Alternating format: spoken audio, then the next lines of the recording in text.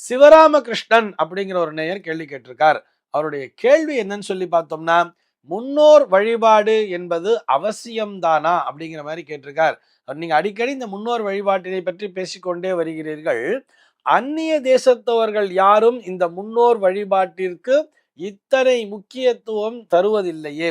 அவர்களுக்கெல்லாம் ஜாதகத்திலே பித்ருதோஷம் என்பது வந்து சேராதா? அவர்கள் யாரும் இந்த சார்தம் அப்படிங்கிறதையே செய்யறதே இல்லையே என்பதுதான் அவருடைய கேள்வியாக அமைந்திருக்கிறது.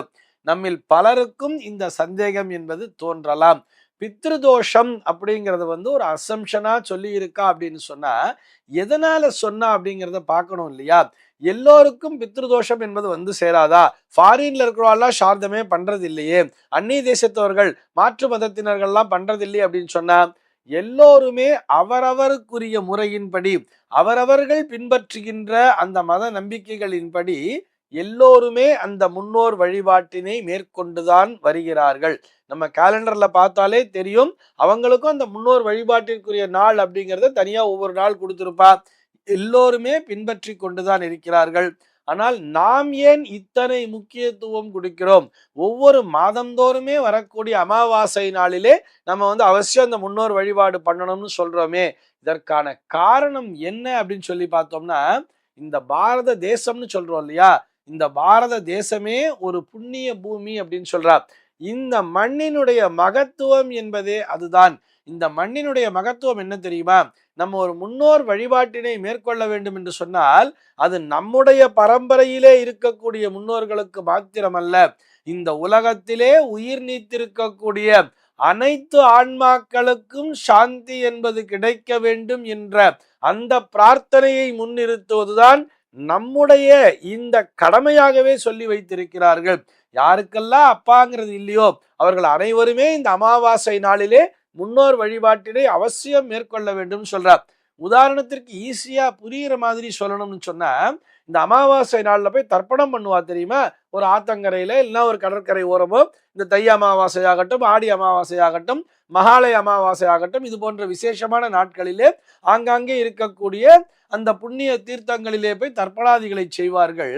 அப்படி தர்ப்பணம் செய்யும் பொழுது தங்களுடைய தகப்பனாருடைய பெயர், தாத்தா பெயர் இதெல்லாம் சொல்லிட்டு, தங்களுடைய பரம்பரையிலே வரக்கூடியவர்கள் பெயரெல்லாம் சொல்லி பண்ணிட்டு, தர்ப்பணம்னு சொன்னா என்ன அர்த்தம்?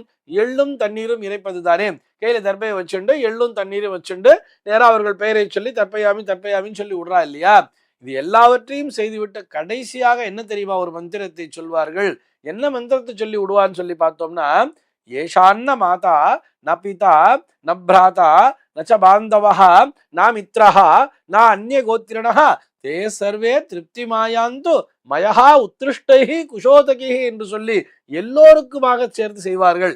இதுக்கு என்ன அர்த்தம் சொல்லி பார்த்தோம்னா, நான் இந்த எள்ளரும் தண்ணீரையும் எதற்காக இறைக்கிறேன் என்று சொன்னால், நான் இறைக்கக்கூடிய இதுவானது என்னுடைய தாயாராக இருக்க வேண்டும் என்ற அவசியம் இல்லை, என்னுடைய தந்தையாக இருக்க வேண்டும் என்ற அவசியம் இல்லை, என் உடன் பிறந்த என்னுடைய சகோதரனாக இருக்க வேண்டும் என்ற அவசியம் இல்லை, என்னுடைய நண்பனாக இருக்க வேண்டும் என்ற அவசியம் கூட இல்லை, என்னுடைய உறவினராக இருக்க வேண்டும் என்ற அவசியம் இல்லை.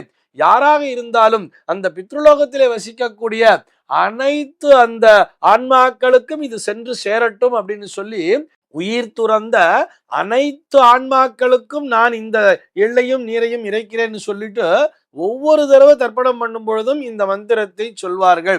தமிழ்ல எப்படி மொழிபெயர்த்திருப்பான்னு சொல்லி பார்த்தோம்னா, அறிந்த பேர் அறியாத பேர் தெரிந்த பேர் தெரியாத பேர் என்று எல்லோருக்கும் நான் தர்ப்பணத்தை செய்கிறேன் என்று சொல்லி செய்வதுதான் நம்முடைய அந்த தர்மத்தினுடைய ஆகச்சிறந்த ஒரு கடமை என்றே வைத்துக் கொள்ளலாம். இந்த பூமியிலே நாம் செய்கின்ற அந்த விஷயமானது அகில உலகெங்கும் அந்நிய தேசத்தைச் சேர்ந்த அந்த உயிர் துறந்த அந்த முன்னோர்களுக்கும் சென்று சேரும் என்பதை நினைவிலே கொள்ள வேண்டும். அது எப்படி சார் போகும்? நம்ம ஊர்ல செஞ்சா அவங்களுக்கு எப்படி போகும்னு சொன்னா, ஒரு ஊரிலே தயாரிக்கப்படுகின்ற ஒரு எலக்ட்ரானிக்ஸ் சிப்புனே வச்சுப்போமே.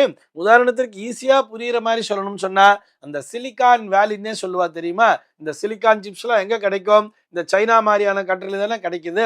இந்த சீனா ஆகட்டும், கொரியா ஆகட்டும், ஜப்பான் ஆகட்டும், இது மாதிரி அந்த ஈஸ்டர்ன் கண்ட்ரிஸ் எல்லாமே பார்த்தோம்னா வெறும் எலக்ட்ரானிக் உபகரணங்களை தயாரிக்கிறார்கள் என்று சொன்னால், அதற்கு காரணம் அது அந்த மண்ணினுடைய மகத்துவம். அந்த மண்ணிலிருந்து அதெல்லாம் ஈஸியா கிடைக்குது. அவர்கள் அதை எல்லாவற்றையும் தயாரித்து உலகம் முழுக்க சப்ளை பண்ணிட்டு இருக்கா இல்லையா? அந்த மண்ணினுடைய மகத்துவம் அது எனும் பொழுது இந்த மண்ணினுடைய மகத்துவம், இந்த பாரத தேசத்தினுடைய மகத்துவம் என்னன்னு சொல்லி பார்த்தோம்னா, இந்த பாரத தேசமே நம்ம இந்த மேப்ல கூட பார்க்கலாம். அந்த மேப்ல பார்த்தா கூட இந்த அகில உலகத்திற்கும் ஒரு பிரம்மஸ்தானமாக அமைந்திருப்பதுதான் நம்முடைய பாரத தேசம். அதனாலதான் இந்த பாரத தேசம் வந்து ஒரு புண்ணிய பூமி அப்படின்னே சொல்றார். இந்த பூமியிலே அந்த புண்ணிய நதிகளிலே நாம் ஸ்நானம் செய்துவிட்டு இது போன்ற முன்னோர் வழிபாடுகளை மேற்கொள்ளும் பொழுது அகில உலகமெங்கும் இருக்கக்கூடிய எல்லா உயிர் நீத்த ஆன்மாக்களுக்கும் அது சென்று சேருகிறது. அவர்களுடைய ஆன்மாவானது சாந்தி அடைகிறது. நம்ம வந்து ஒரு முன்னோர் வழிபாட்டினை மேற்கொள் அப்படின்னு சொல்றான்னா அது நம்முடைய முன்னோர்களுக்கு மாத்திரம் அல்ல என்பதையும் புரிந்து கொள்ள வேண்டும். இது முன்னோர் வழிபாட்டுல மாத்திரமல்ல, ஆலயந்தோறும் செய்யக்கூடிய அந்த வழிபாட்டிற்கும் இது பொருந்தும் என்பதை இந்த நேரத்திலே நினைவூட்டுகிறேன். கோவில்ல பார்த்தோம்னா 6 கால பூஜை பண்ணுவா. ஒவ்வொரு கால பூஜையிலுமே பார்த்தோம்னா கடைசியா அந்த அர்ச்சகர் என்ன தெரியுமா மந்திரம் சொல்லுவார்? சர்வே ஜனாஹா சுகினோ பவந்துன்னு சொல்லிட்டு லோகா சமஸ்தா சுகினோ பவந்துன்னு சொல்லுவார். லோகா சமஸ்தானா என்ன அர்த்தம்? அவர் இந்த இந்தியாவுக்கு மட்டும் சொல்லல, பாரத தேசா சுகினோ பவந்துன்னு சொல்லல, பாரதவாசிகளுக்கு மட்டும் சொல்லவில்லை, அகில உலகமெங்கும் வசிக்கக்கூடிய எல்லா மக்களும் ஜாதி மத நிற இன பேதமின்றி எல்லோரும் நல்லபடியாக இருக்க வேண்டும் என்ற பிரார்த்தனையை ஒவ்வொரு கால பூஜையிலுமே அந்த அர்ச்சகர் முன்வைக்கிறார். அதே போலத்தான் இந்த முன்னோர் வழிபாடு என்பதும், நாம் செய்கின்ற இந்த முன்னோர் வழிபாடு என்பது அந்த அன்னை தேசத்து முன்னோர்களுக்கும் சென்று சேரும். எல்லோருமே நலமுடன் வாழ வேண்டும் என்ற அந்த உயரிய நோக்கத்தோடு தான் இதனை சொல்லி வைத்திருக்கிறார்கள். இந்த தகவலோடு இன்றைய தினம் நான் உங்களிடமிருந்து விடைபெற்றுக் கொள்கிறேன். மீண்டும் உங்கள் அனைவரையும் நாளைய தினம் ஒரு சுவாரஸ்யமான தகவலோடு சந்திக்கிறேன்.